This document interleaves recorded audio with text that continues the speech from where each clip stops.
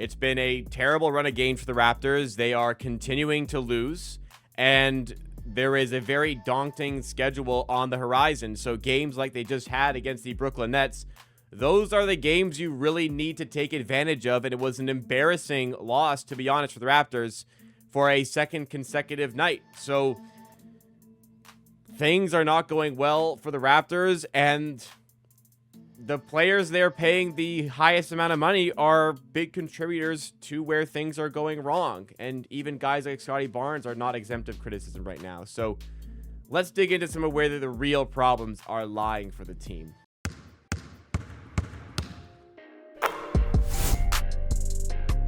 And I said it is a daunting schedule on the horizon for the Raptors, and that it is. We've got Miami, then Washington. Miami we've beaten. Washington, I say should be a win, though we just lost to Brooklyn. Then it's a horrid run here. Golden State, Orlando, Denver, Atlanta twice. Charlotte, who's beaten you twice already this season. Boston, Philly. It's like a horrendous schedule upcoming here for the Raptors, who have now fallen to 17-13 on the season despite their 14-5 start. These are the games you got to win. Like, these are the winnable games. Even the one against the Boston Celtics, where you're at home, you're slightly favored, they're missing guys, it's winnable. But this one in particular against Brooklyn, that's one that you really, if you want to be a playoff team, that's really one that you want to take advantage of and grab a win. The Raptors were just completely unable to do that here. And there's some alarming trends that are kind of existing here for the team. Like the Raptors, since RJ Barrett went down with an injury, we'll talk more about his impact in a little bit. But since RJ Barrett went down with injury, the Raptors have the worst offense in the NBA. They still are on that trend where they have the worst offense in the NBA over, I think it's the last now 12 games since RJ Barrett went out with the injury. And the offense is the worst in the NBA with typically Brandon Ingram playing very well. Now, this was like, of the recent games, this was one of the lesser performances for Brandon Ingram. 19 points, 7 of 18. Like, it's not that bad. It's okay. It's not great. But, like, typically, it's been great from Brandon Ingram, and the offense still sucks. Quickly had 17 points, but it was, like, a big chunk of it was in a short spurt, and he still went 5 of 16. Raptors aren't getting nearly as much production from their bench right now. Like, another brutal plus-minus game for Sandro Mamukelashvili in place of Jakob Poeltl for most of the game. Because, hey, your big money center, Jakob Poeltl, can just wake up and his back hurts and doesn't play. Or he can play 7 minutes, his back hurts, and he has to step out of the game. But I think a fair bit of the criticism now needs to go towards Scotty Barnes for his lack of aggression and his very poor demeanor as of late for the team. So, like, I mean, just let's look at this. 96-81. The Raptors scored 81 points against the Brooklyn Nets, who, you know, honestly, sure, they've been improving on defense as of late. They've been one of the, in like a very recent stretch, they've been one of the better defenses in the NBA statistically. So maybe a tough assignment there for this Raptors struggling offense, but I don't care like who you're playing here. 81 points in a modern NBA game is just completely, utterly unacceptable and inexcusable. The Raptors shot 37% from the field. And it wasn't, I mean, I think the fourth quarter, maybe it started to feel like this way, but for most of the game, it wasn't a case of we're getting good looks and shots aren't falling. Like the Raptors weren't getting anything going. They weren't generating anything with any consistent degree. And like, you know, 81 points here against the Nets, that's even worse than the game before, but still like this one is bad as well. It just looks better in comparison there.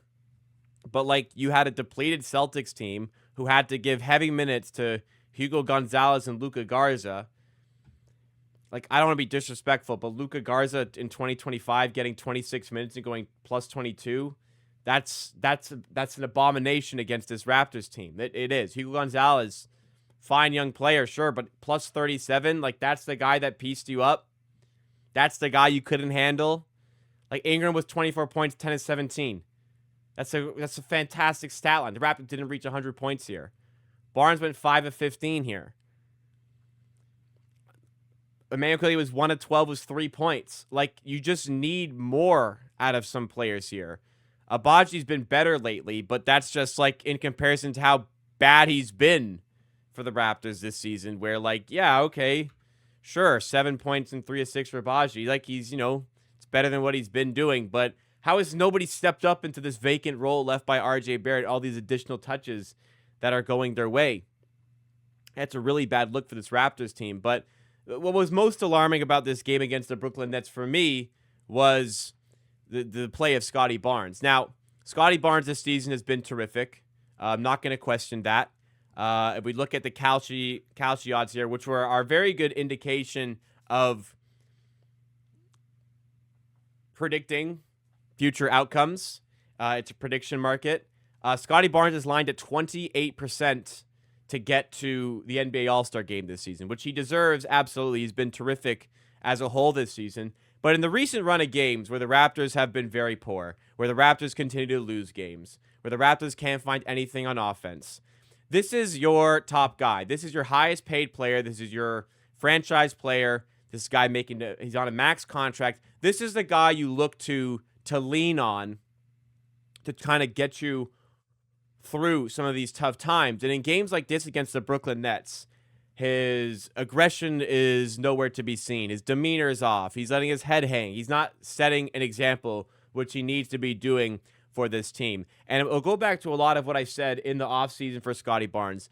Like where there was continuous concerns last season is just the amount of times he settles for bad shots. Like, this is such a good player who doesn't need to settle, who doesn't need to just accept the shots that are presented to him. He's someone who is more than capable of manufacturing the looks for himself. You look at Brandon Ingram. Brandon Ingram's not settling. Brandon Ingram's looking for good shots. He's hunting down his spots to get good shots.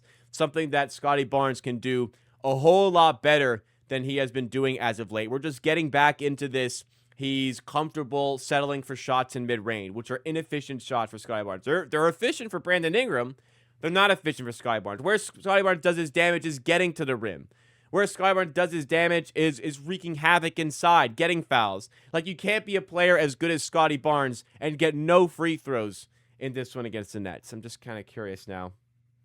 How many did he get against the Celtics? 1 free throw attempt. He took 15 shots and had 1 free throw attempt against the Celtics. Like, talk all you want about defense, but Scotty Barnes getting 1 free throw attempt in 2 games is flat out unacceptable. Not from a refereeing perspective, but from a Barnes perspective. It is another indicator of just the shot selection, shot diet being all off from at the moment. And where there was success to start the season is how often he was forcing his way inside, getting to the rim, getting good shots up. So defensively, he's been fantastic. He's clearly a Defensive Player of the Year candidate, and that has still kind of remained for him. But on offense, like, you've lost RJ Barrett, who's averaging 20 points per game this season. He's obviously a humongous factor. We need players to step up in that absence, and he just has not been able. He's not done it. It's not that he's not been able. He is not doing it. So, like, you say he's struggling not for the lack of effort. I think in this case, unfortunately for Barnes, it is for the lack of effort. The Raptors need more out of their franchise player. He's been great this season. He deserves to be an all-star, but in this recent run of games where you've really needed him to step up, he is not doing so. Obviously, there's bigger problems that lie. You're paying Pirtle all this money. He's never healthy. You're paying Emmanuel Quickly all this money, and it's not even that he's inconsistent. He's just consistently not doing enough for this team, especially considering the amount of money that he is making. It's all led to this spiral out of control for the Raptors. And, I mean, even on the season as a whole, I know they've been spiraling as of late. Just when they've been tested this year, there's been issues. They're now 0-7 against top 10 offenses this season. They're one of 5 teams without a win against a top 10 offense, joining the Wizards, Clippers, Pacers, and Hornets. I don't need to tell you how bad those teams are that the Raptors are in company with. So it's a very ugly look for the Raptors there. They can't beat good offenses. They're not scoring here. Scotty Barnes is struggling lately. Emmanuel Quickly's been struggling all season, and RJ Barrett's still out with an injury, hopefully back soon. But for the people that just think once RJ Barrett returns, we'll be back to normal, we'll all be fine. There are a lot of issues with this team that RJ Barrett coming back are just not going to straight up fix. It's a big boost when RJ Barrett comes back, no doubt. That's a player that's going to help this team.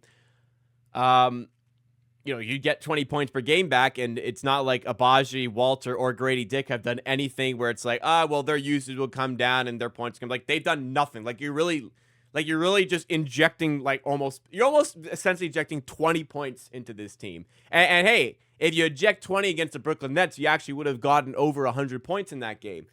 I'm oversimplifying it, but there were a lot of issues with the team where the Raptors are not getting good looks, where the Raptors are not generating consistent quality offense that just RJ Barrett coming back on his own is not going to fix.